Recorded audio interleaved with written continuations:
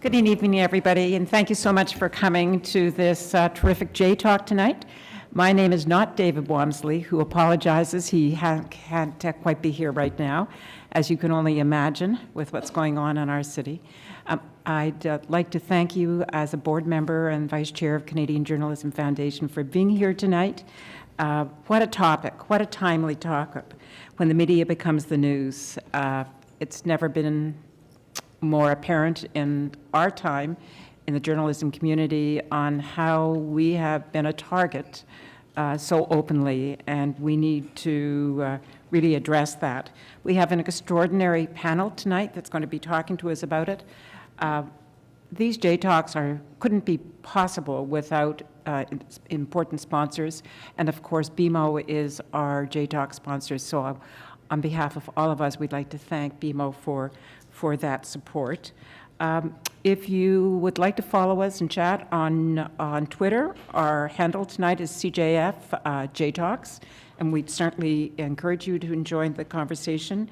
And without further ado, I'd like to introduce our moderator, Ioanna Roumeliotis of CBC, who has had an extraordinary career in journalism with The National, starting her career in Montreal, and has covered many, many firsts, probably one of the stories of the century from journalism, the tragedy in New York City on September 11th, which I'm sure will be seared in your heart for the rest of your life.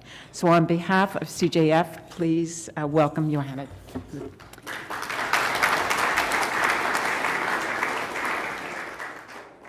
Huge points for the pronunciation. Thank you so much.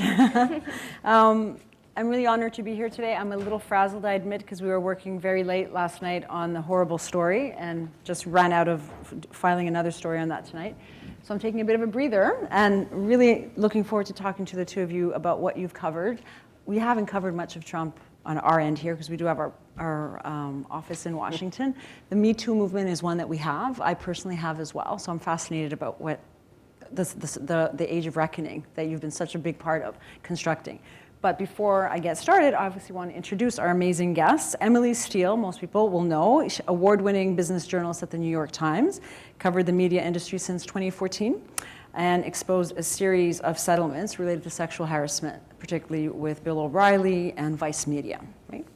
Michael Calderone, senior media reporter for Politico, and you write the morning media newsletter that has you up very early or going to bed very late. Depends on the day. And you've been covering the press and politics, particularly now with Trump, for the Huffington Post, Yahoo News, and the New York Observer. And you've appeared on CNN, MSNBC, PBS, and NPR, but not CBC yet. No, anytime. You never invited me. Well, we will now that we know you. In terms of openers, I think for everybody's benefit, for mine as well, it would be amazing just to hear your take on what it's been like to be a journalist and to have covered the seminal movement, the Me Too movement, and Time's Up, and in your case, Donald Trump. Such a polarizing presidency. So maybe we start with you, Emily. You can talk about your experience. Just to start, thank you so much for having me here. Just a real pleasure and an honor to be able to talk with all of you today. So one of the things that I just think is really extraordinary is I got started reporting about Bill O'Reilly and issues of sexual harassment way back in August of 2016, which was a full year before this Me Too movement really kind of erupted on social media and caused this global reckoning over men who were in positions of power and accusations against them. And the way we got started was there had been this very public lawsuit that Gretchen Carlson, she was a former Fox News anchor, had filed against Roger Ailes, who was then the almighty, powerful head of Fox News. And so that story erupted. It was this big media story that we were both kind of competing on and just trying to keep our head above the water. And in August of 2016, the executive editor of the New York Times, Dean Baquet, called a meeting and he tried to figure out how can we get ahead of this story. And he had to remember this case with this young woman named Andrea Macris, who was a young producer on Bill O'Reilly's show in 2004 and had sued him for sexual harassment. It was this big public scandal at the time. Dean remembered maybe there had been video, there might have been tapes. He remembered that there had been a settlement for a lot of money, and then she disappeared. And so Dean thought, why don't you go back and re-report what happened to then with the knowledge and the perspective of what we now know? And so I was paired up with my colleague, Michael Schmidt, who is a DC Washington reporter, he's just fantastic. He's uncovered all of these stories about Comey and the FBI and Trump and all of that. And so we just started digging. And what was really interesting is we started with that case. We then started to find that it wasn't just this one woman, but that there had been about 6 women. There were 6 women that we now know had settlements, that we now know those settlements totaled $45 million. But Wow. what was really extraordinary is that we knew that there were other women who had stories about O'Reilly, but they were so scared to go on the record. And like many women at the time, they thought that they wouldn't be believed, and they thought that their careers would be kind of put into jeopardy if they were to talk and to go on the record. And what's just been so extraordinary to me is we did all this reporting, kind of to sum it all up. It came out in April of last year. 18 days after our story published, O'Reilly was fired. The Times then saw this was this huge moment, decided to devote a lot of resources into reporting on sexual harassment issues. So then came stories about Silicon Valley. Jodi Kantor and Megan Twohey wrote about Harvey Weinstein. This all erupted, and now it's like there is this foundation upon which women can stand and tell their stories and be believed. And it's one of those things that when you kind of really zoom out and stand back, it's amazing to think how much the world has changed. Must feel extraordinary to be part of creating that foundation too. Right. It really is, yeah. And how about you, Michael? I mean, it's really been an unprecedented moment in covering media and politics. I've covered media and politics now almost 10 years. And I think sometimes when I look back on the controversies maybe between the Obama administration and the press, it all seems very quaint. It's a very different time. Because really, and we were talking before here, it started from the beginning, from June of 2015 when Donald Trump first announced he was running for president. You had news organizations that were blacklisted from covering events. You had Donald Trump completely upending how a candidate runs for president. He was basically doing it on television. He was getting booked on television, sometimes 3 or 4 cable shows in a row. And he was completely dominating the conversation that way. And you had this mixture of somebody who, in one sense, was using the media for his own, for getting oxygen from the media, and at the same time was attacking the media in a way that we have never seen, and that we continue to see day after day. I mean, we had this past weekend, the President of the United States to 40 or 50 million Twitter followers attacking the Washington Post, attacking by name one of your colleagues at the New York Times, Maggie Haberman, and these things are happening on a daily basis, and that's what's so shocking. It's Barack Obama never personally called out reporters on the internet, and now it's something that happens on a daily basis. So I think it's something that journalists have to grapple with, both covering the Trump and the media story for how unusual this is and how unprecedented it is, but also maybe not get carried away sometimes in every single tweet every single time, because you also run the risk of him completely turning every day into a media story where journalists are focused on the media,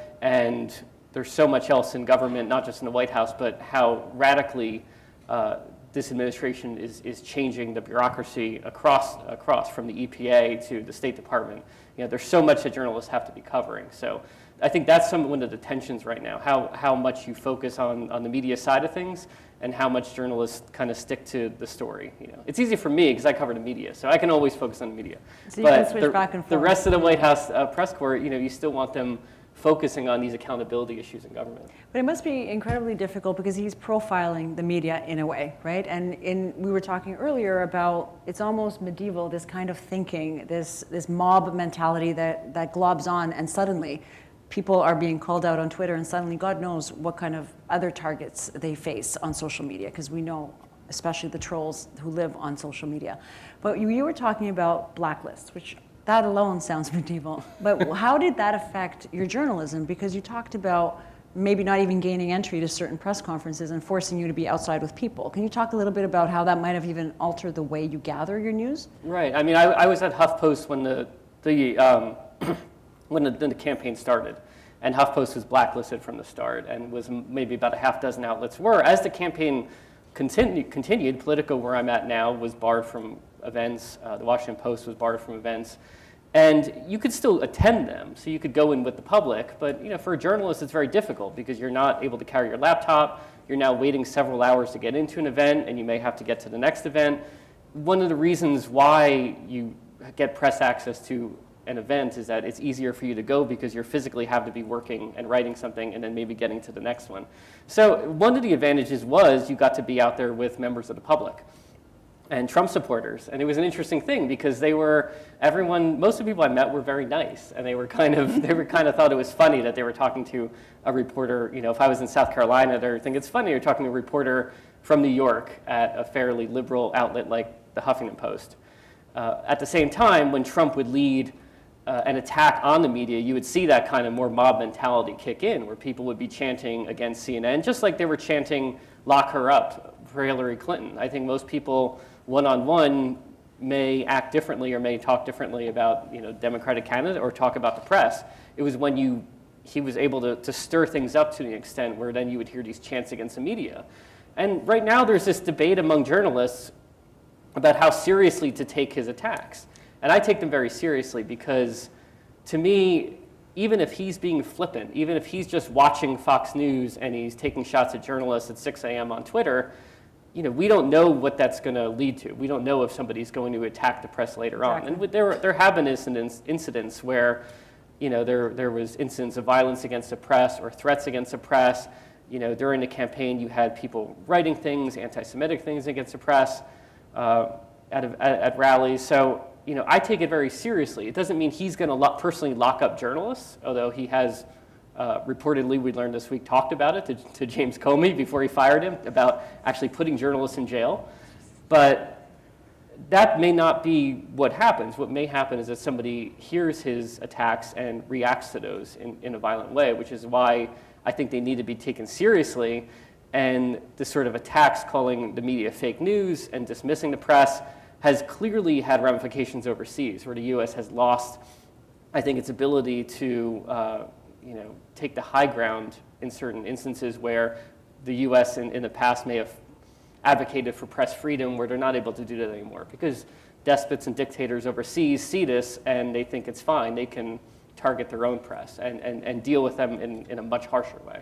Wow, it's incredible, the psychology that you talk about of the people that you're covering, like the one person who's nice in line but is joining the chant later. Mm-hmm. How much of that, though, affects not only your personal safety, because there were so many incidents that we heard of in the last couple of years where journalists were attacked, because it seems to have unleashed or given permission for people to behave badly.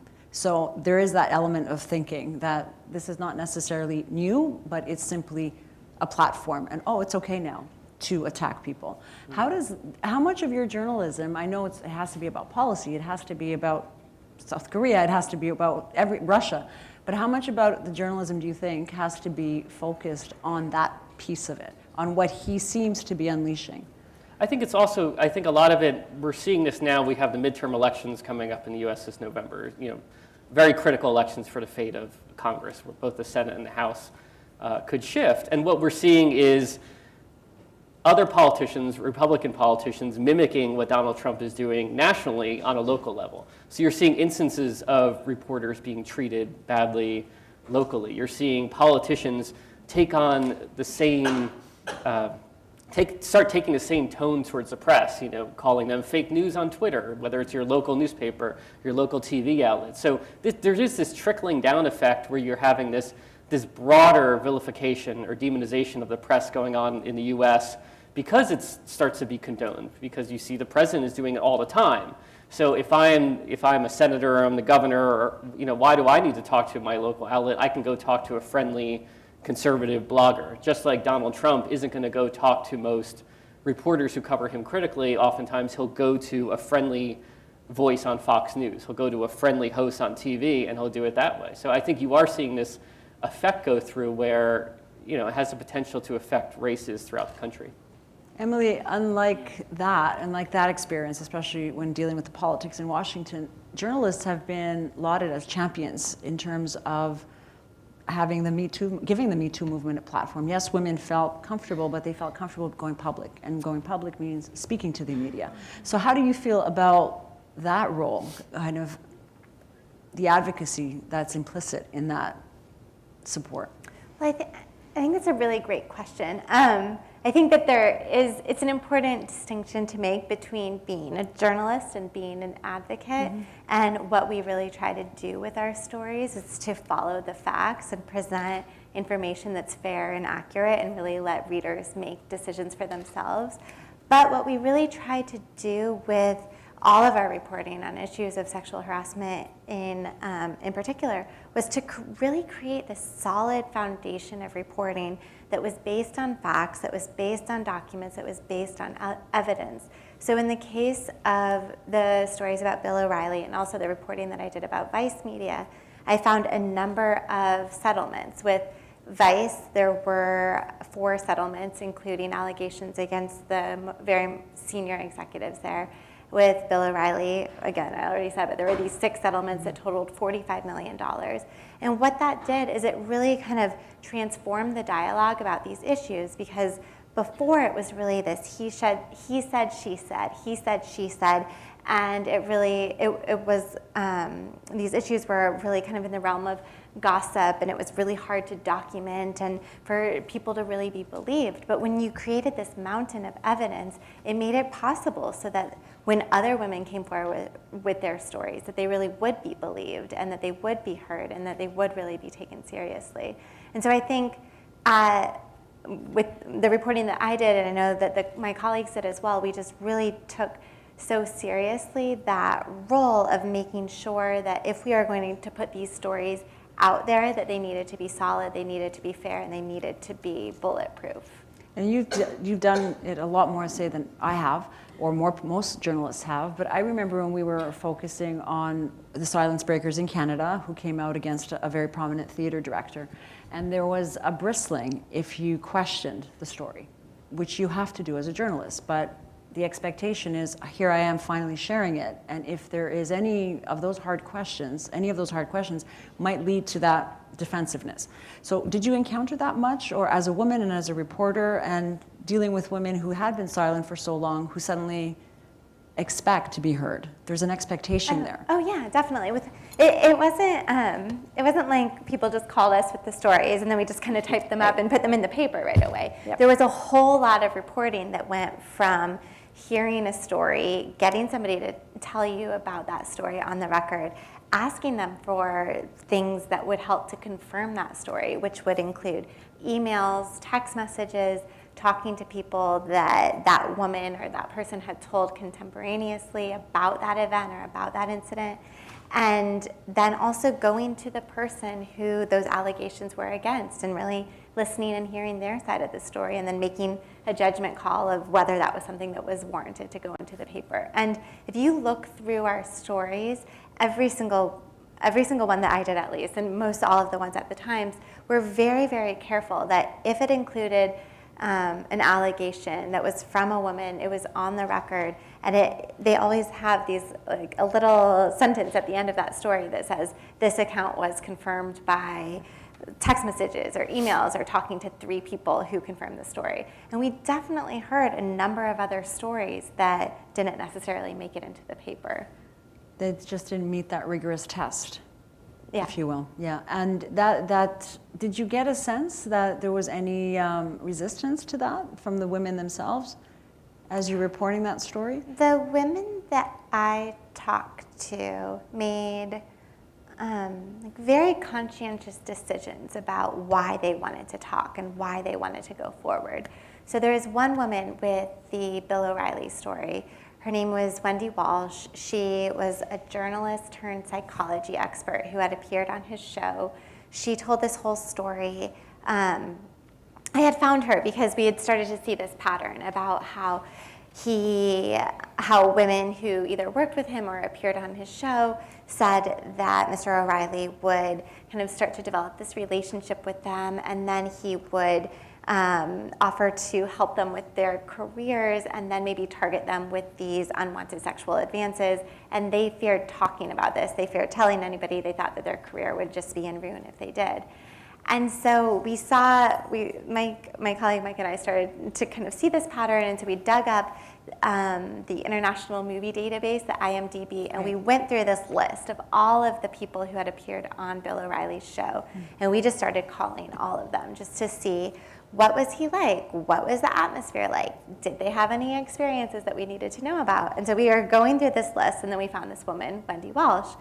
And I called her, and she thought that I was calling because she is a relationship expert, so she thought that I wanted to know what her take was on why people might harass women and what the psychology was behind this behavior. And then I said, no, I really want to hear about what your experiences might have been. And then she goes to tell this story about how she had been appearing regularly on Bill O'Reilly's show. His secretary emailed her to say that he would be in Los Angeles, where she lived, and asked if she wanted to go out for dinner on a Saturday night. She said, yeah, of course, that sounds great, thought that it was a work event, chose a conservative dress to wear, went for dinner. During the dinner, he tells her that he's friends with Roger Ailes, who's the head of Fox News, this very powerful man, and he tells her that he can make her a contributor, get her this job on Fox News, which is very lucrative. It can pay several $100,000s a year. She is ecstatic, very excited about this. After the dinner, he asks her to go up to his hotel suite. She says no, and then it kind of just messes up this whole dynamic that they have. She never appears on it. She appears on a show a couple of times, and then it's done. She doesn't appear on Fox News anymore. So she tells me this whole story, but she said that it was off the record, and she didn't really want to talk about it. So I called, and I called, and I called, and I called, and called. She still didn't want to talk about it. So then I called again, and I told her that I would be in LA, and would she meet me for a cup of coffee? She says no. She doesn't want to do this. She's really busy. She has a class that she teaches. She's going to appear in an advertising shoot. And she is taking a Pilates class. And then I told her, oh, I love Pilates. Which studio, what time, I'll be there. And so then I show up at this studio and I take this class, and it's really, really, really, really hard. And then I go and I talk to her after this class, and I say, at this point in our reporting, we had found that there had been as many as 6 women who had been silenced, who had had these allegations. They couldn't talk. And I said, you have a voice. Can you please tell your story? And she said that she had thought about it, and she had thought about it a lot, and she decided that she wanted to come forward with this story because she wanted men to know how that women should be treated and to respect women in the workplace. She wanted women to know that they should be brave and that they should stand up, and she wanted to make the world a better place for her daughters. And this is a full year. This was October, November of 2016, so it was a full year before all of these stories were coming out. And it was just so remarkable to me, her bravery in coming forward and telling her story, but also how much she really thought about what she was doing and why she was doing that. And so then a year later, when I was reporting on the Vice story, I was able to get 5 women to come forward. I think it was 5, maybe it was more, a little bit less, but to come on the record and go and tell their stories. And they, too, even though it was a year later and everybody was telling their story at this point, they really wanted, they had a real reason for telling these stories. And it was very, very similar, that they wanted the world to be a better place. They felt like if they didn't tell these stories, then nobody would. And these women really wanted their stories to be bulletproof, and they wanted them to be fact-checked. And they told me, they kind of gave me all of these emails and this evidence, because they didn't want to go and put their stories out there and then be kind of left to the piranhas or whoever would go to attack them. I'm curious, how long after that Pilates class did she actually talk to you? Well, it was like within half an hour. That's amazing. Yeah. We went and got coffee straight away. Persistence pays off for sure. But it's definitely interesting because she obviously was thoughtful, because you can't make that kind of, you can't do that kind of interview without having thought through the ramifications, right? And know that the story never ends. Right. And your name will always be associated to it. What was the trigger, though? What was the turning point? Beyond your amazing persistence, what was the trigger point for people like her that you interviewed in the course of that? You're building your stock and your credibility as a journalist to come to, but for these women, especially the early ones, what made them actually make that decision? So, like what I said with Wendy, I think that she had really talked about, she had talked about this story with her friends and her family, and it was those three things. It was so that men would know that they needed to respect women in the workplace, that women should know that they should come forward and be brave and talk about this, and she wanted to make the world a better place for her daughters. But I think what we really saw happen after the Bill O'Reilly reporting in April of last year, there were a number of stories. There was my colleague Katie Benner in Silicon Valley wrote a number of really great stories about issues of harassment in Silicon Valley. And then with the stories about Harvey Weinstein, that just really kind of opened the floodgate, and there were a number of celebrities who came forward, whether it was Gwyneth Paltrow or Ashley Judd or Angelina Jolie, really kind of saying, this happened to me too. And I think that as each woman told their story, more women kind of gained the courage and gained the bravery to be able to go forward. But then it also became almost this foundation or this mountain where women would be believed, because that chorus got louder and louder and louder and louder. Absolutely. And Stormy Daniels, how does she fit into both of your worlds? Wow. Yeah, Stormy Daniels is a lot more in my life than I thought. I mean, I think it's part of an ongoing story. I mean, we had, during the 2016 election, there was a number of women who came forward, somebody on the record who, with allegations against Donald Trump, going back many years. There was a lot of documentation, and I think, I think the story with Stormy Daniels, I think, can be brushed off sometimes. People say adult film actress. This was 10 years ago. He was not, he was not a politician. He was a reality show star. Maybe this isn't something, but obviously it's showing, it's getting to this bigger pattern of silencing women. And it dovetails very closely to the Harvey Weinstein story, because with Stormy Daniels, you had Donald Trump's attorney spending $130,000, whether directed by Trump or just on his own, spending $130,000 to have this woman not give her story before the election. And Donald Trump's attorney also is connected with American media, which owns the National Enquirer and a lot of tabloids. And it touches upon how men like Donald Trump, powerful men, whether through intermediaries with his knowledge or intermediaries working on his behalf, and the tabloid press, how they could work together to take stories, a woman's story, spend a lot of money, and then never publish it. And this is what happened with Harvey Weinstein. This practice of catch and kill has gotten a lot more of attention because the National Enquirer does this. They buy stories about people who are close to David Pecker, who runs National Enquirer, and then they don't run them. And a lot is coming out with Harvey Weinstein. And this is surely happening with other outlets too. I mean, TMZ reportedly has bought stories for years about certain stars and owns these stories and keeps them kind of under lock and key. How do you buy a story?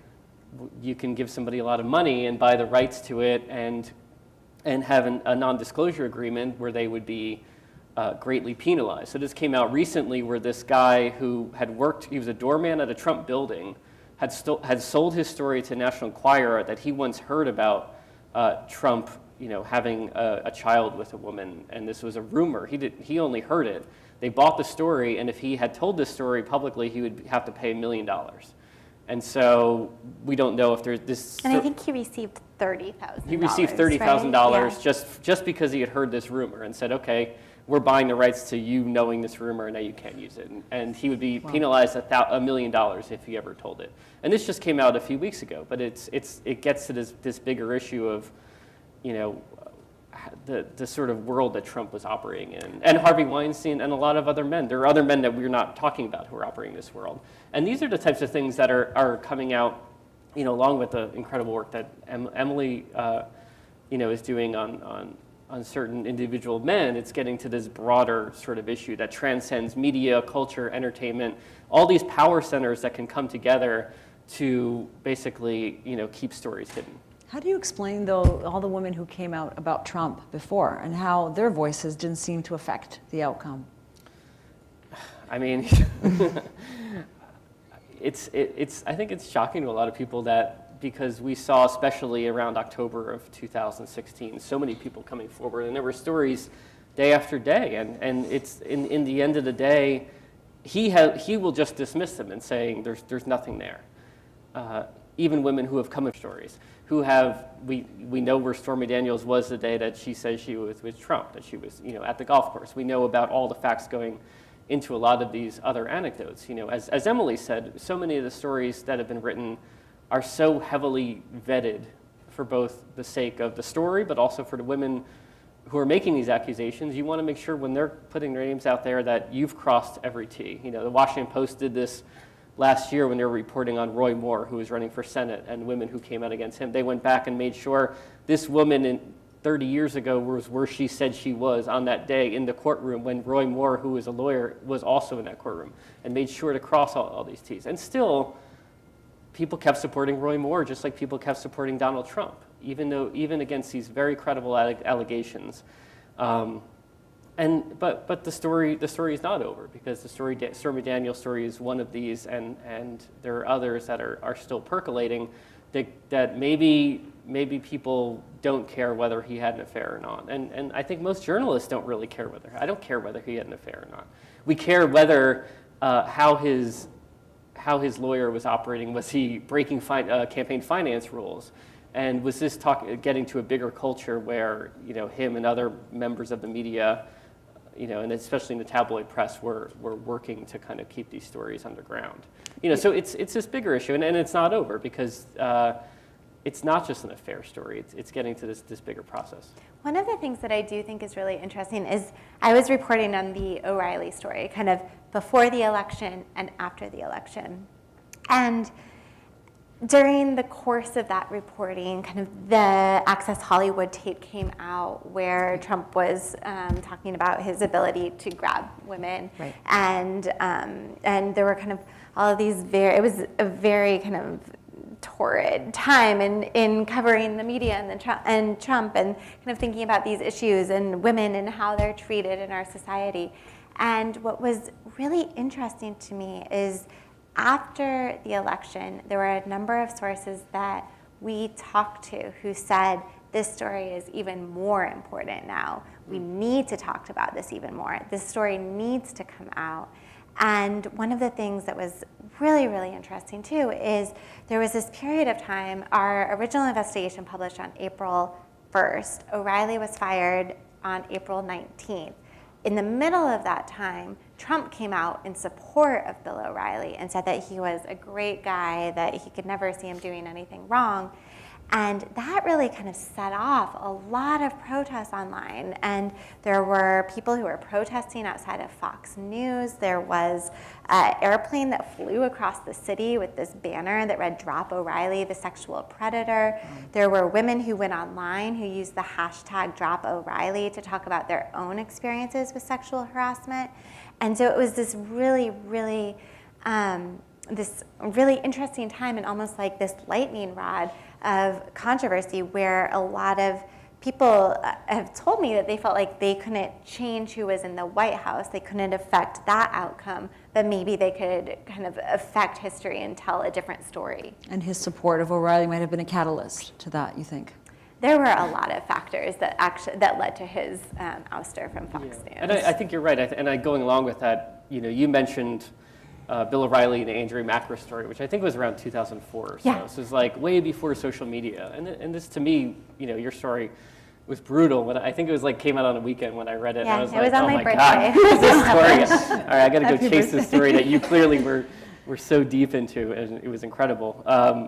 But what happened in those 17 days, which was so different than Bill O'Reilly, the payout in 2004, was we had social media and people really jumping on that and tagging Fox News and tagging other personalities and trying to get other people to speak out and to make their voices heard, using Twitter and using Facebook, and then also targeting his advertisers, which was another big change. We didn't see that in 2004. It was a big tabloid story in New York. The Daily News and the New York Post covered O'Reilly because there were tapes with this woman had tapes of him, talking dirty over the phone. So it was a tabloid story, but it got swept away because of all the money that was paid out. But one of the things that was really interesting is it was a tabloid story, but we went back and we were very careful to look at kind of everything that happened in that period in 2004. And what we found was that Fox and O'Reilly, that side, had hired private investigators to dig up dirt about her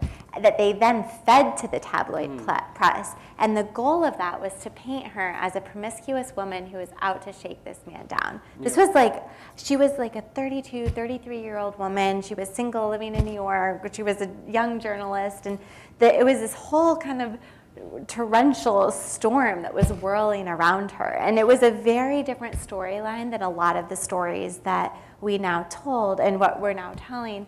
And it was received so differently than when Gretchen Carlson, the former Fox News anchor, came out with her lawsuit against Roger Ailes in 2016. There was this whole shift in kind of how women are believed, I think, by our society today. Yeah, and it's hard to go back because just dovetailing with Weinstein and all of them is the whole that these men also had private investigators and fed friendly sources in the media.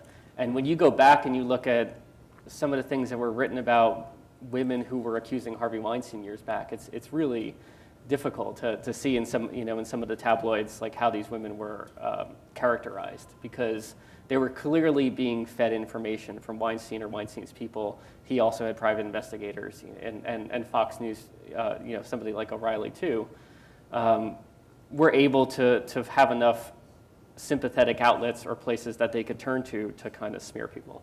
And that had less of an effect after? I think it had less of an effect because I think it had less of an effect this time.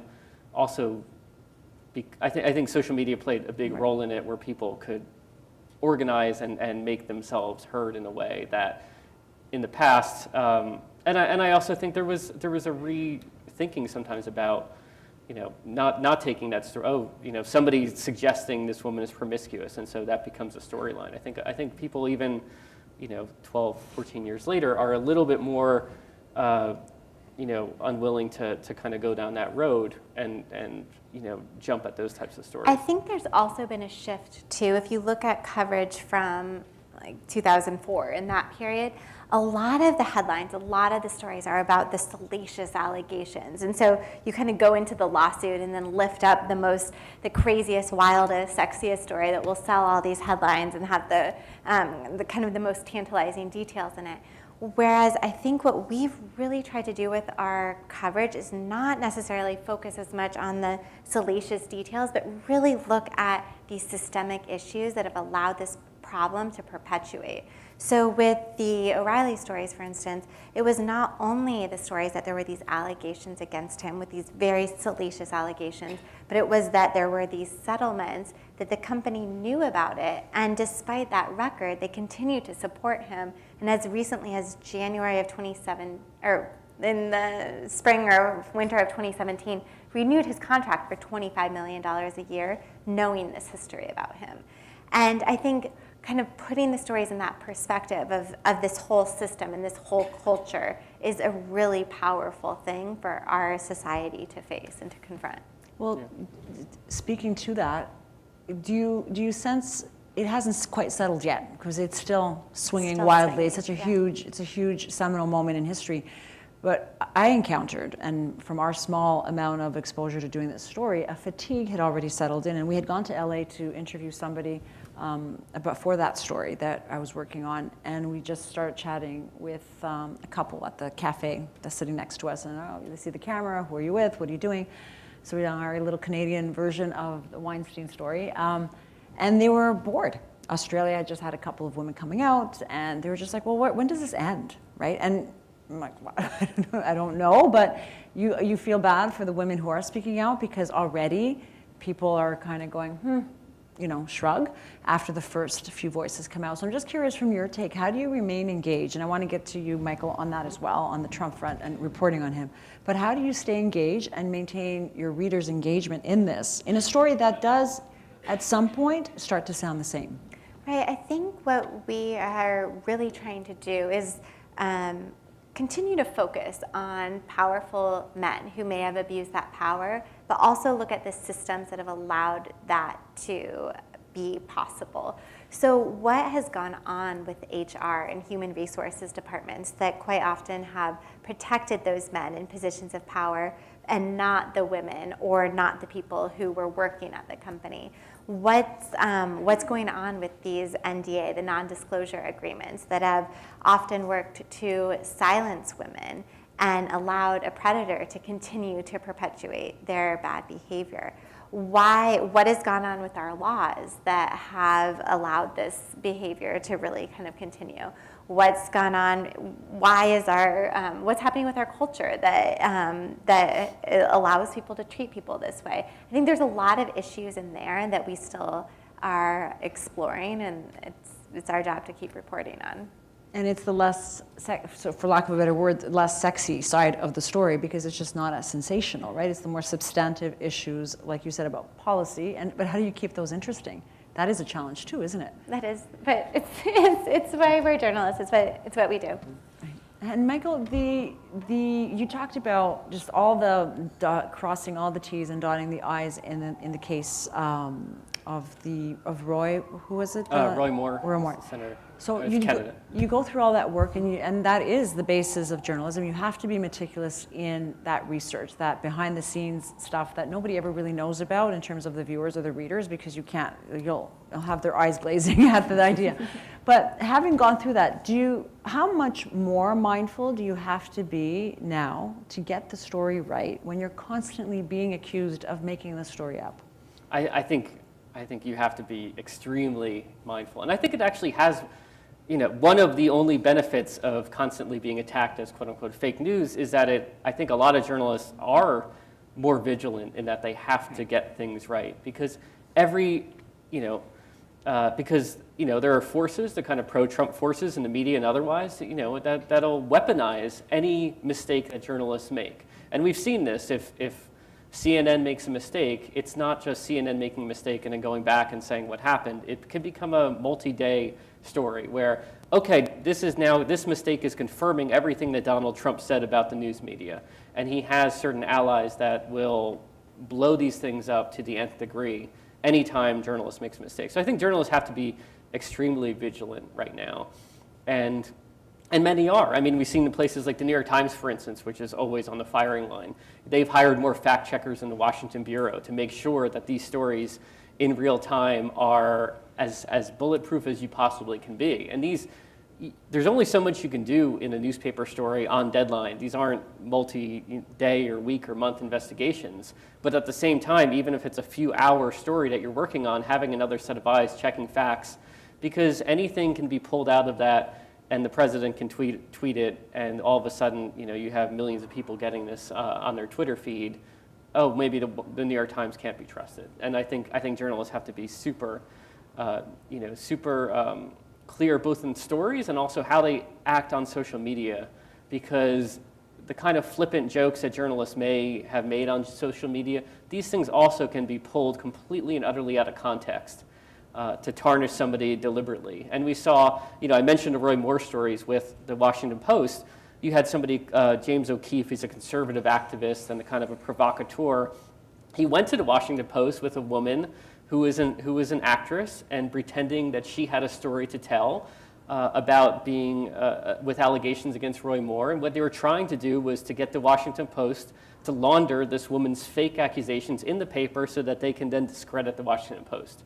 And this is something that I know journalists are very careful about, and sometimes I worry too much that they're going to start cutting off members of the public because they worry that people like these activists who want to deliberately discredit reporters and go with hidden microphones, hidden video, to try to get them to say anything that they can use against them and suggest that they're partisan, that they're not being fair. And so this was an actual sting operation. The Washington Post saw through this because these people are not very good, and it was sort of transparent.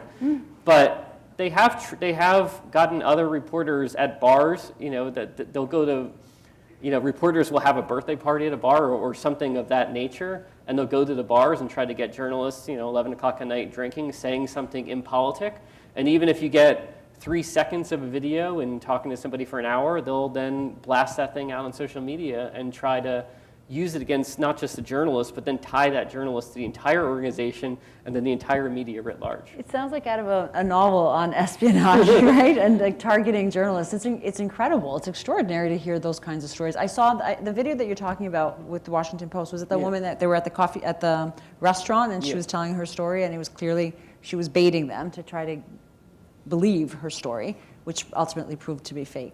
And the fact that you said you have to be so vigilant on the facts, but as a reporter, is it demoralizing dealing with that constant barrage of either God knows if somebody's listening to you when you're trying to have a drink at the end of the night, or if you might make a mistake. People make mistakes. Yeah. We're humans at the end of the day, no matter how much facts checking goes through. I think in some sense, yeah, it makes you more guarded. But I think, and I just did a piece coming out this week talking to a lot of White House reporters, because year 2 has not been any slowdown from year 1 of this administration. It's just been constant churn of news. What would normally be the biggest story in a week can be overshadowed hour to hour. I mean, the news cycles are going that dramatically, and you did see this tension sometimes because there is fatigue and people are worn down, but at the same time, there's this kind of renewed sense of mission, I think, in a lot of newsrooms in the U.S., especially who are covering this moment in politics and in their culture. And because of that, I think it outweighs some of the demoralizing that would set in, because you see that there are things happening with the New York Times just winning and the New Yorker winning a Pulitzer Prize for public service for Me Too. You see the work and the Washington Post and the Washington Post and the New York won Times for their the coverage Russia of the Russian coverage. investigation. Yeah. So journalists, and it's not just about awards, but journalists are being recognized. I think you have this polarization sometimes where, and some people think journalists are the devil right now, and other people think journalists are doing the most important job in the world.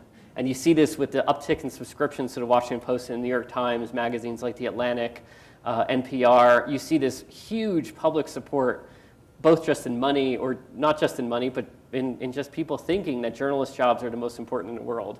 And then at the other side of the spectrum, you have people who are hardcore supporters of the president who think journalists are tearing apart the country. So it's this really polarized moment. So even if you're getting demoralized, you also have that there's a huge swath of the public that more than ever are saying that they think that the work journalists are doing is super, super important right now. So I think that carries over amid all the other stuff. I also know in the New York Times newsroom right now, it's a really incredible time to be a journalist, and it's just been so inspiring and invigorating to see just the level of reporting coming from the Times and coming from other publications, and it's why most people decided to become a journalist and why people dreamed of becoming a journalist. And I think it's really inspired people to keep following the facts and keep doing our jobs, because our jobs are important, and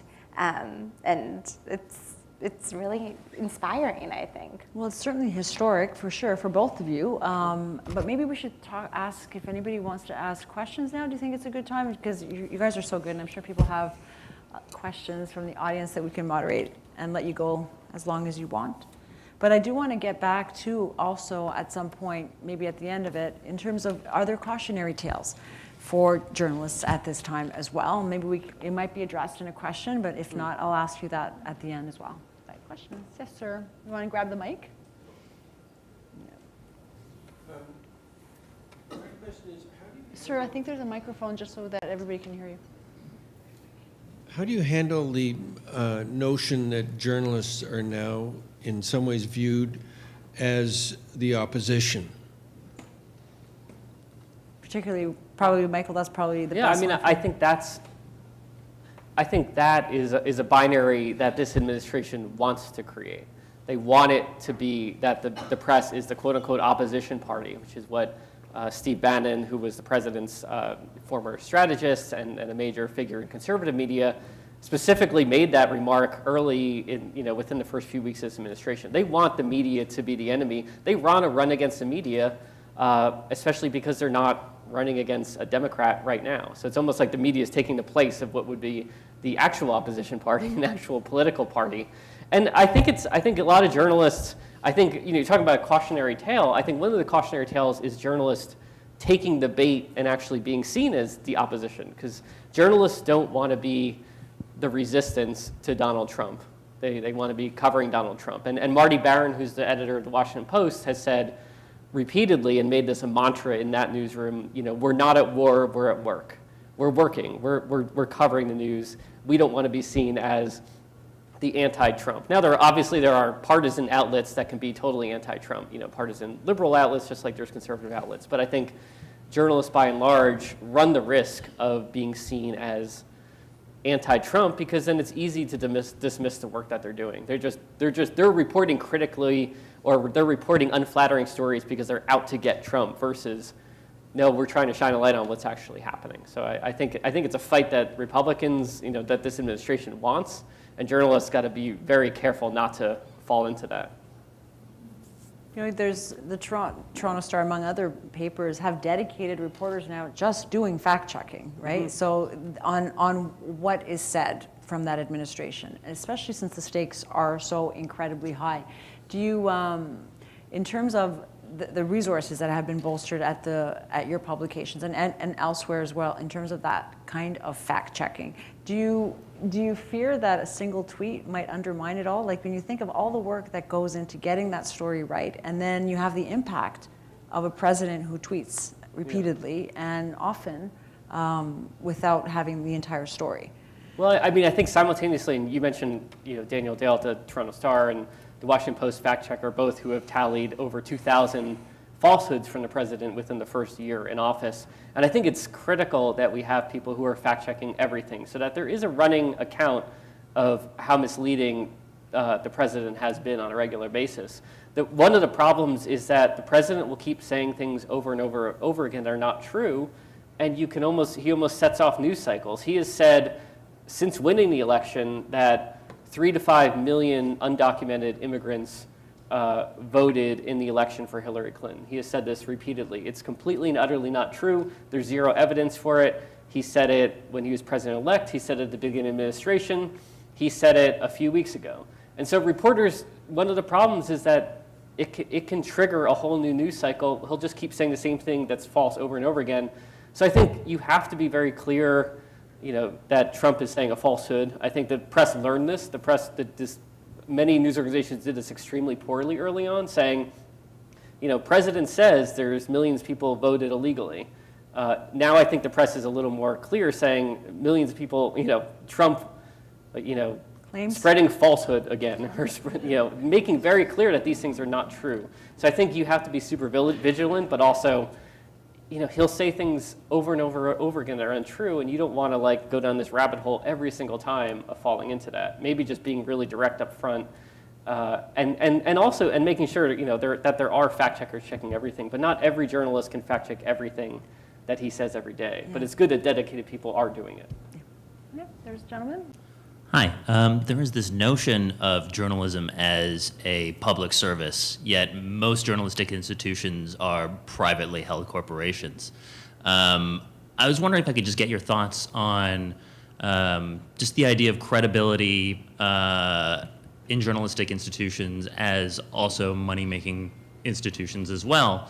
There's that old-timey stereotype of the slippery journalist trying just to sell newspapers, right, in those old-timey movies.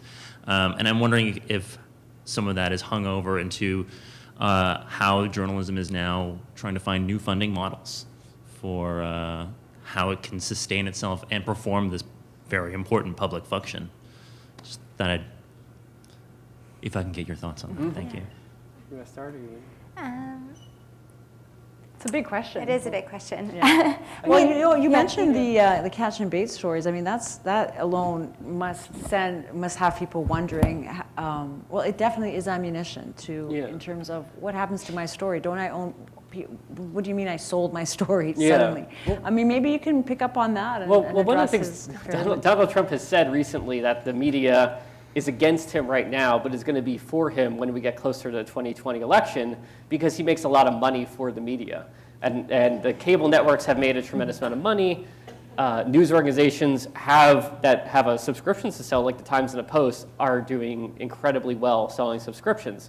So, you can look at that as the public is supporting journalism and is putting their money where they think people are doing high quality work, but it can also be seen as everybody's, as difficult as the press may be portraying the climate, they're actually, in the bottom line, is doing really well.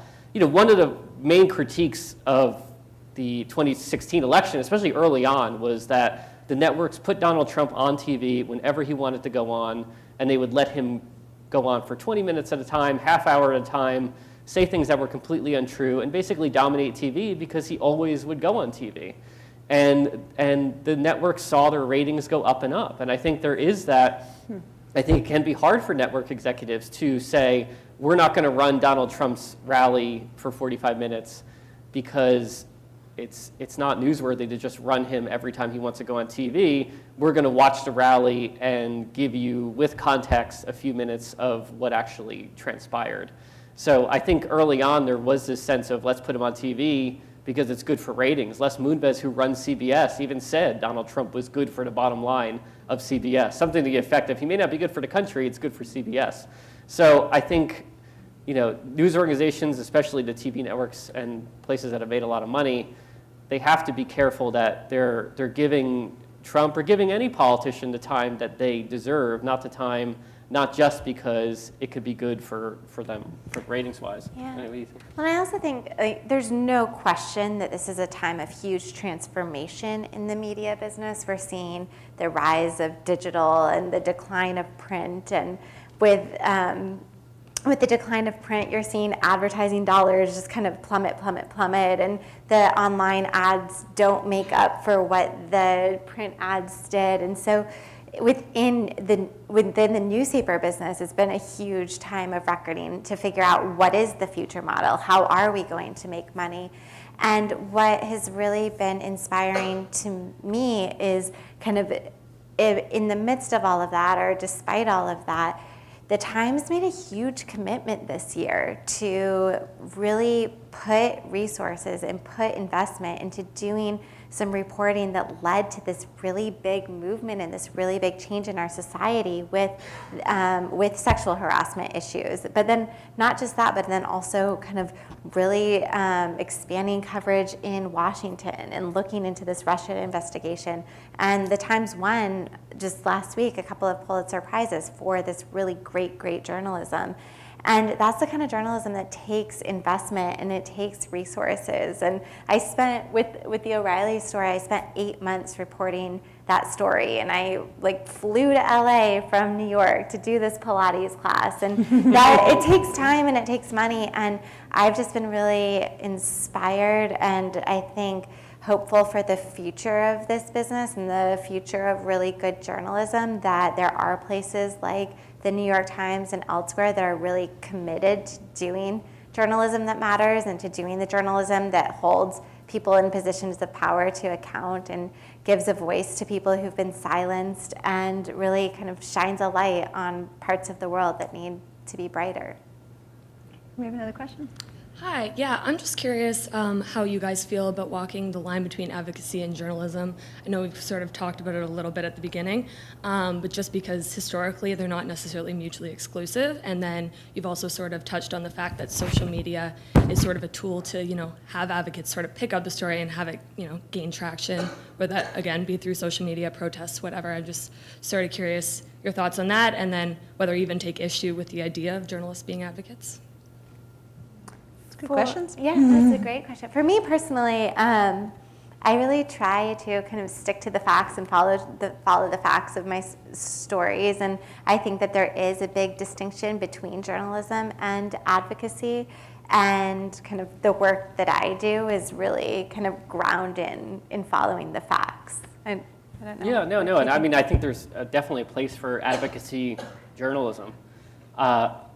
But I think both of us work at places that are not generally advocates, but in some ways I'm an advocate for the First Amendment. I'm against journalists getting thrown out of news conferences and being blacklisted. So I have a point of view on these things. I'm not completely objective. At the same time, we're not doing political advocacy, at least at a place like Politico. But if you work at other news organizations that have more of an advocacy or activist strain, I think that's a very positive thing. I mean, in the history of American journalism, there's, always been a strong partisan press, as well as, a press there's a press also, that's more down the middle. So I mean, I think there's completely room for both. I think she makes a good point, though, because, I'm sorry to interrupt, but the point being that you're not setting out to be advocates, and none of us do, not as professional journalists, or at least as ones that are working for publications that are not, openly one way or another.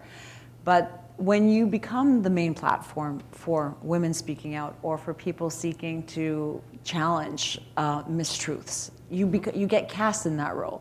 And her question is a great one because it addresses how do you navigate that line when so many people have now identified the media as being either not just the defenders, not just the tellers of the truth, but the defenders of the truth.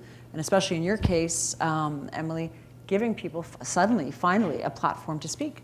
Yeah, no, I think it's a really great question, and I think, it's an interesting time, right? Because these stories kind of go out into the world, and then advocates can really launch onto them, and then use them on social media to kind of to really highlight their cause and highlight their issues.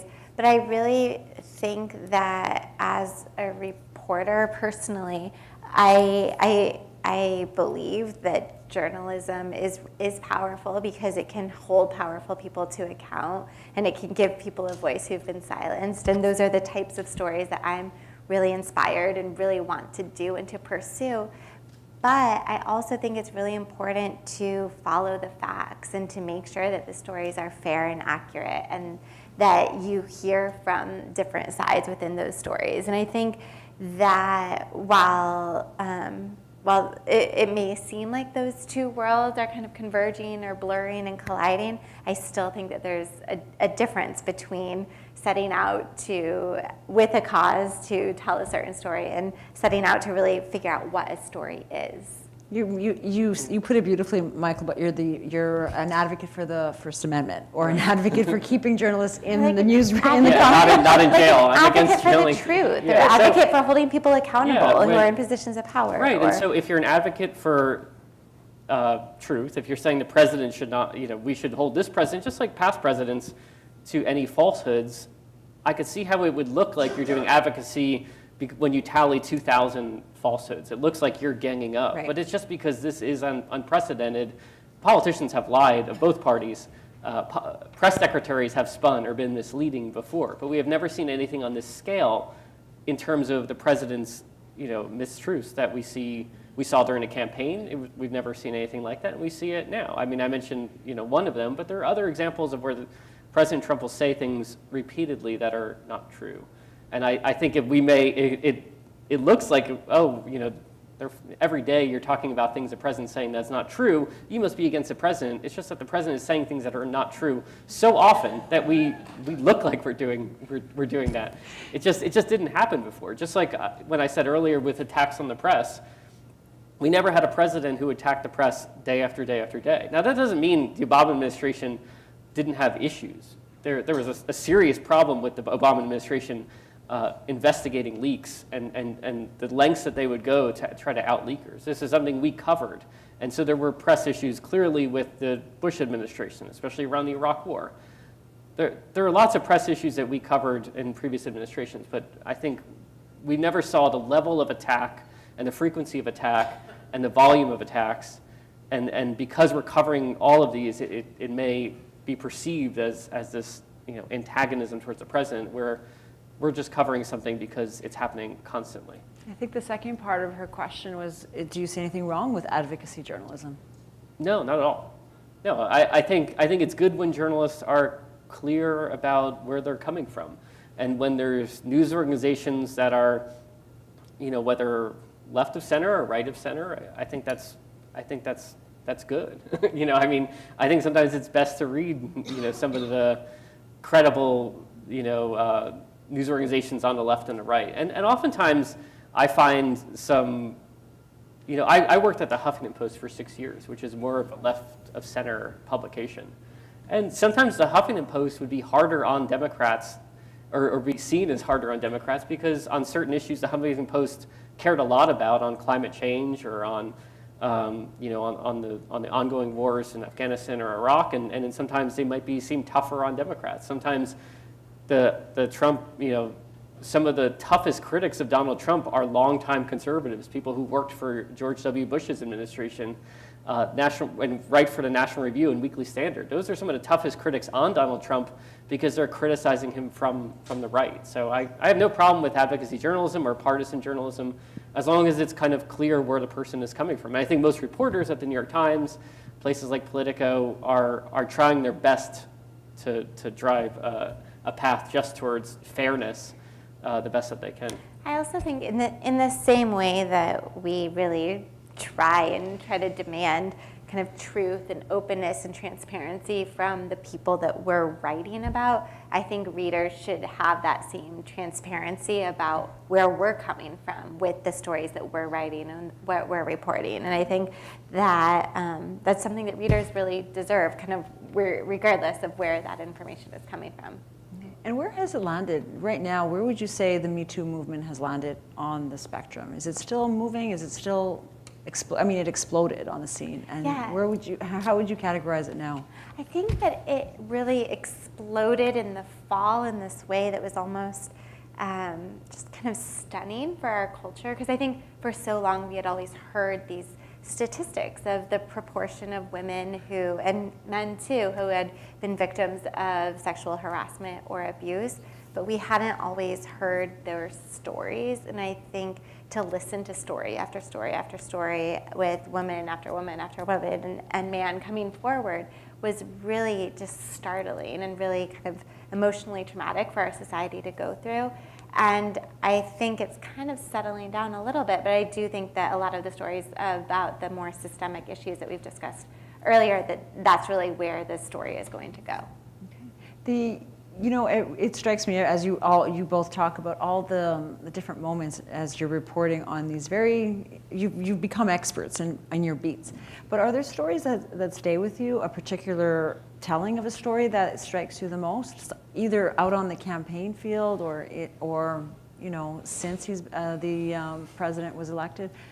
Are there stories that stay with you? Because I always find there are, and given how big your stories are there moments that kind of stand out? For me, there's been a lot of the reporting that I've done in the past 20 months the stories have been really emotional, and a lot of the phone calls that I was on were just these couple hour long processes where people would cry, and it would be a very, very, very kind of sensitive and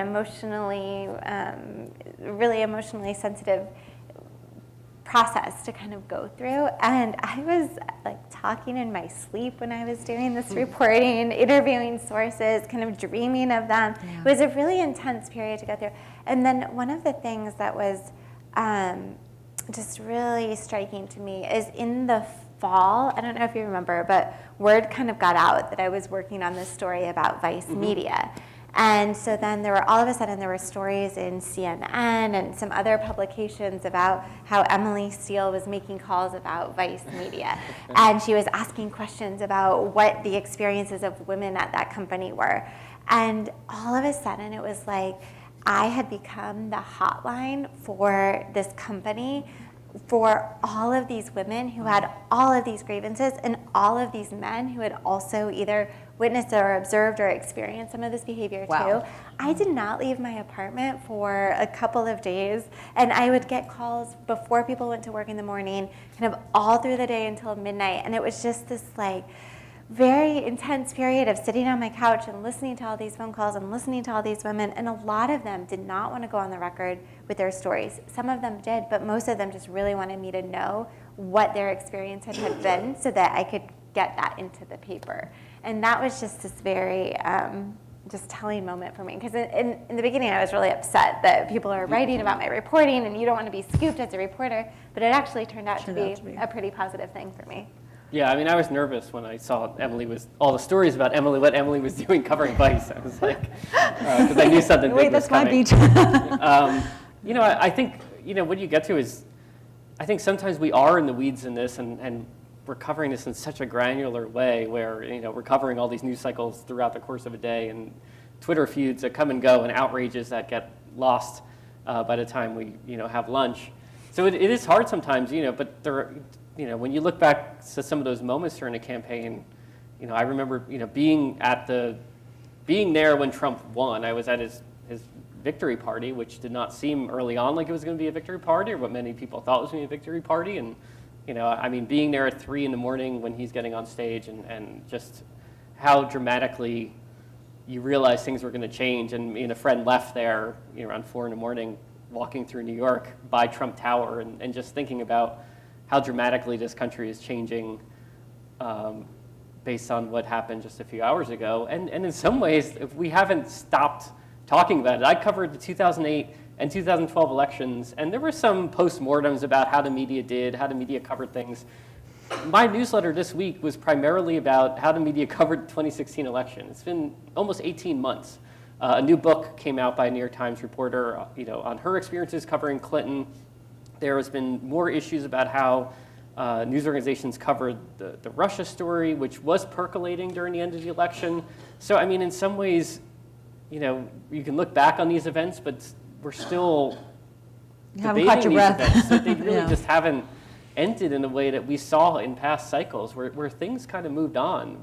And I think because a lot of people, you know, should you blame Hillary, you know, people who are supporting her, do you blame the media, do you blame Hillary Clinton, do you blame James Comey, who was out with a book this week? I mean, his book also dredged this up. So, I mean, it's almost like every other day or every week we're having people coming out with books and coming out with different remembrances about this period of time, where I spent the past week reliving October of 2016, and very specifically what James Comey did and what the New York Times did and how the Hillary Clinton campaign ended, and all of these things are still kind of being hashed out in a way that I think we're still coming to terms with.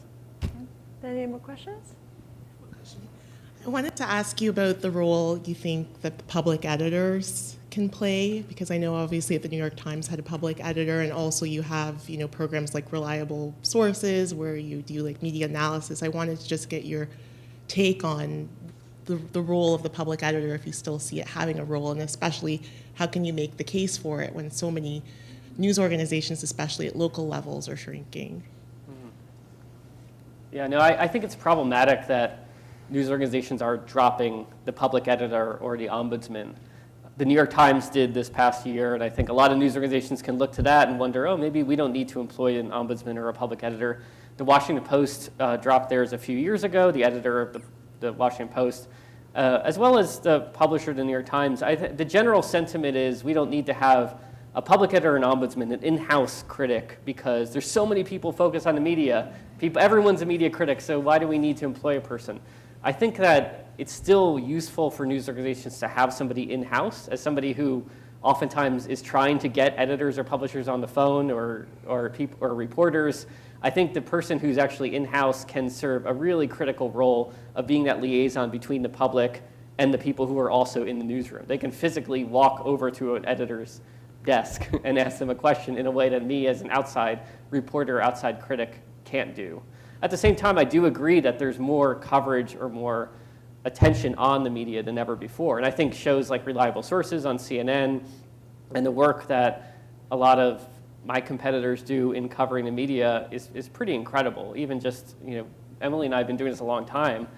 This beat has metastasized in the time that we have been covering the news media. So I think there is a lot of focus on the media, and I think that's great. And I think it's good to have serious, legitimate scrutiny, not just, you know, throwing bombs on social media because you don't like an article, but serious, sustained scrutiny of the media. I think is a very good thing, both outside news organizations, but I think it's helpful when newspapers have them. TV networks, most of them don't have a public editor or an ombudsman. I think a lot of them would benefit from having somebody in-house doing that too. Do you want to take that on as well? Yeah, I mean, I think it's kind of similar to what I said before, that in the same way that as reporters and journalists, we demand so much openness and transparency from our sources, I think that our readers really deserve that same openness and transparency. And I think whatever method is best to get that is powerful and important. Yeah. Questions? Any more questions? Questions, but they're too shy to talk. You know, it's people might come up, and then we only have a few more minutes left anyway, but if anybody does have a question, just wave, and we'll grab you. But we only have a few minutes. And in terms of where you see this going next, I know we talked about focusing on the more systemic issues underlying the Me Too movement, Time's Up. Where do you see it landing while it's still kind of swerving? I think it's a big question. There's just been a couple of headlines in the past couple of days that I've been really curious about, there was a statistic that came out, I think it was yesterday, about how 43% of middle school students have been subject to harassment. And I think that that's a really interesting area to explore. There was a lot of coverage today in the upshot section of the Times about women in positions of power and how, I'm not going to get these statistics correct, but it was like there's 5% of women are CEOs of Fortune 500 companies, and there's the same portion of CEOs of Fortune 500 companies named James. And so I think that there's a lot of issues in our culture that we're thinking about gender and power. And I think the issue with the pay gap is very huge, where women are still making a portion of every dollar that a man makes. And I think that a lot of this kind of all ties back to issues of power. And there's another story that came out recently is kind of about how the pay gap is so tied to women taking maternity leave. And I think that we're years into women being in the workplace, and women are half of the population. And I just think that that's something that our culture is really trying to figure out, and there's so many stories there to explore and to Yeah, and when we talked, we've had a couple of chats preparing for this, but when we talked on the phone that last week, you also talked about the narrative changing, the power narrative changing. The people who have toppled from their spots held a lot of power, not only over women, but over other men. Yeah. So how do you think the narrative changes now? Where do you think how do you think it's going to unfold? That's something that's so extraordinary, I think, is when you think about a lot of the men who were toppled. It was Bill O'Reilly, who is the king of cable news, who pulled in hundreds of millions of dollars a year, who had the top rating out of any news show in any cable news show in the U.S. for more than 15 years, I think it was. It was Matt Lauer, who was the head of the Today Show. It was Charlie Rose. And these are all, and Harvey Weinstein, and these were all very powerful men who were in positions of shaping the stories and shaping the narrative of our culture. And it was politics, it was entertainment, it was really just kind of how we thought and perceived our society.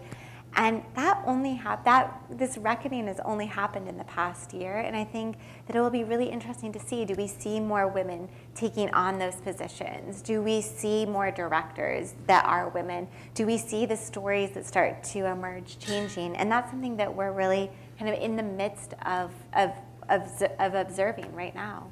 And one thing, just because you mentioned Matt Lauer, that I think is also to watch is, there was a report last week that Matt Lauer has hosted Today Show, whether he's going to try to come back in some form.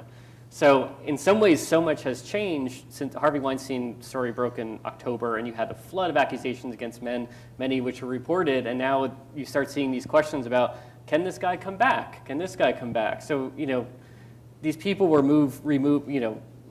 pushed out of, very big positions of power, but they still have a lot of money and they still have some influence. And is there going to be second chances? And what did somebody have to do, to never get a second chance? Could this person get a second chance? So I think, and Bill O'Reilly, even though he doesn't have a cable show, he has a podcast, and he goes on a sort of second-tier conservative show to do analysis. He's still clinging around even after all the settlements were reported.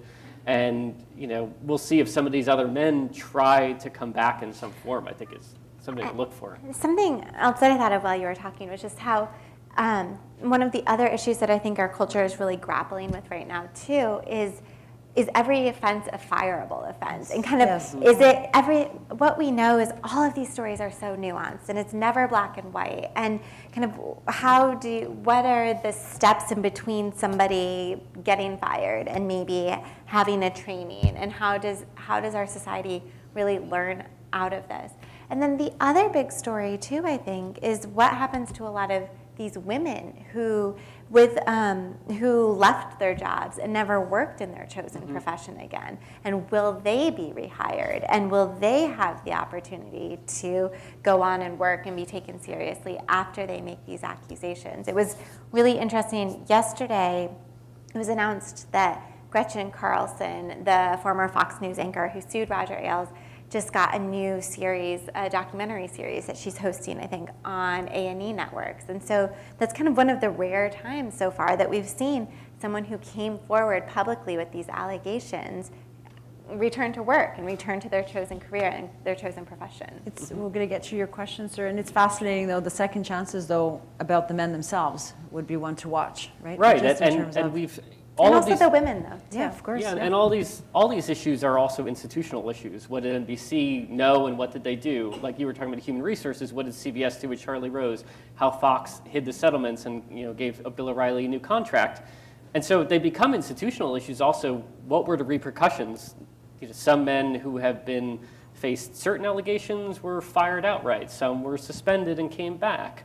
So how each news organization has grappled with these things, I think, is being watched, because it is such a new thing, having public accusations against, from big stars to fairly big reporters to pretty much to managers that people in an institution knew, but otherwise there's some people who lost their jobs in the last few months I never heard of. They may have been a middle tier senior editor or manager you just didn't know. Right. It wasn't only the big stars. So the question is, do some of these people end up at other news organizations? Did they come back? And that hasn't been sorted through yet. I mean, I think we're still deciding what is a fireable offense, what deserves this type of punishment, what is so egregious that you could never come back or never should come back, or do you come back in kind of a second tier format? Maybe you're not the host of the Today Show, but maybe you're hosting a certain type of cable show or something.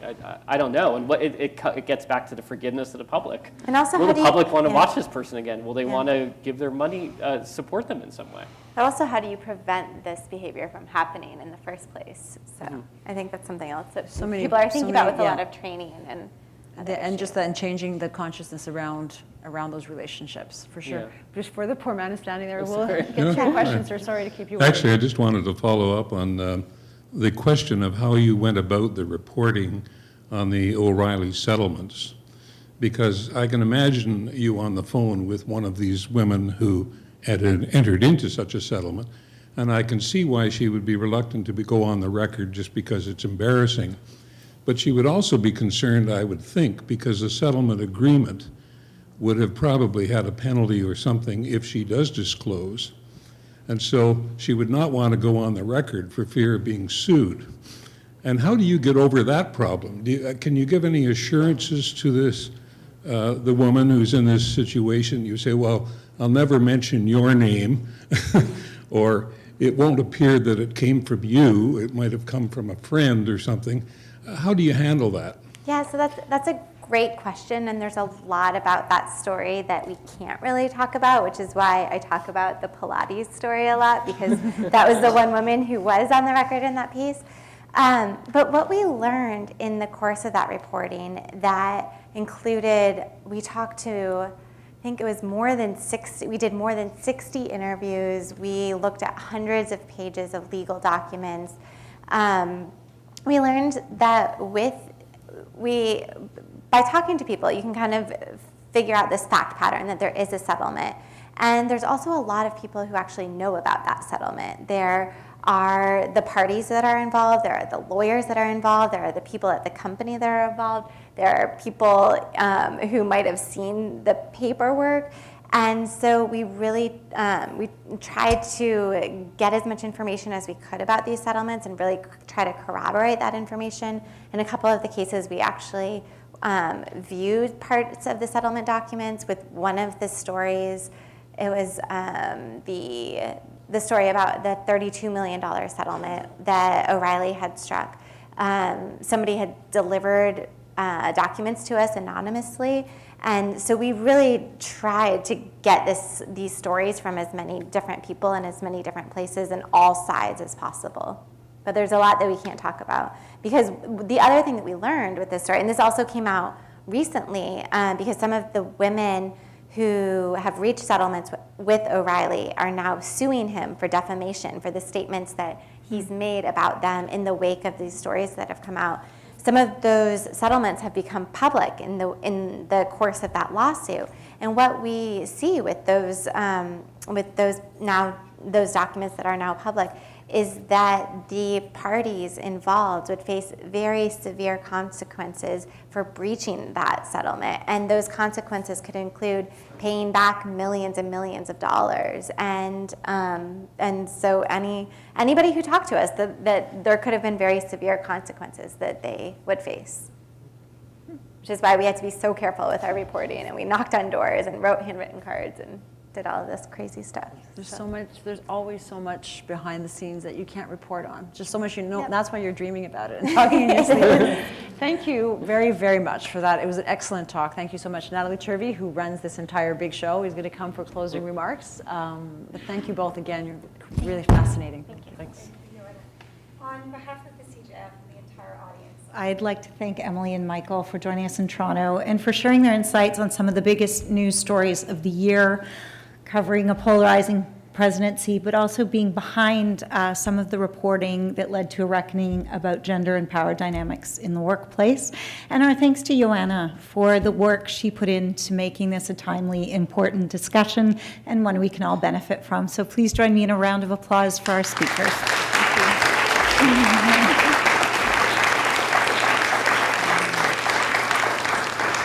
I am the only thing standing between you and a cocktail, but I have a brief CJF commercial for you. We have some amazing events coming up, and we hope you'll join us. On May 2nd, in the age of misinformation, disinformation, and media manipulation, we explore how news outlets and platforms like Google can build trust with audience. We're joined by a stellar platform panel, and this one is moderated by the always terrific Anna Maria Tremonti. On May 24th, we welcome Lara Satrakian on fixing news and newsroom culture. Satrakian is co-founder of News Deeply and was among the 5 women who shared their accounts of sexual harassment by political journalist Mark Halperin while he was at ABC News. And on June 14th, we are celebrating journalistic excellence in Canada and abroad at the CJF Annual Awards Gala.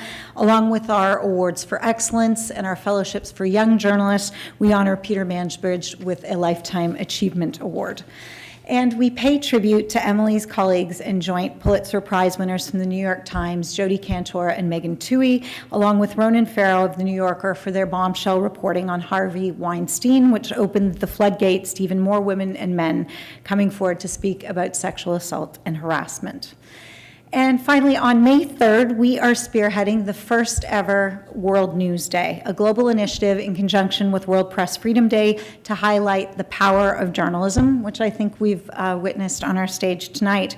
There'll be events and actions taking place in other parts of the country and around the world.